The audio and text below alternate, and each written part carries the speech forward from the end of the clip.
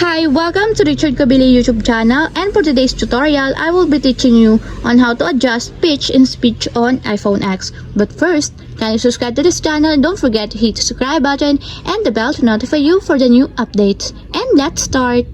Using your iPhone X, from your home screen first, go to Settings. Then in the settings, scroll down and find the accessibility, then tap. Then after that, in the accessibility, go to vision section, then tap the voiceover.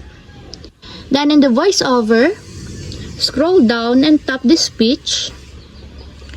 Then after that, in the speech, go to pitch section, and as you will see, there's a button that you can adjust for the pitch of your voiceover. If you want to adjust it to make it higher, just drag it to right. As you will see that the pitch is increasing 2%. And if you want to lower the pitch, just drag it to left, just like this, to lessen the pitch or the percent of the pitch. So we have successfully adjusted pitch and speech on iPhone X. If you have a question, click comment down below and don't forget to hit the subscribe button and the bell to notify you for the new updates. And thank you for watching!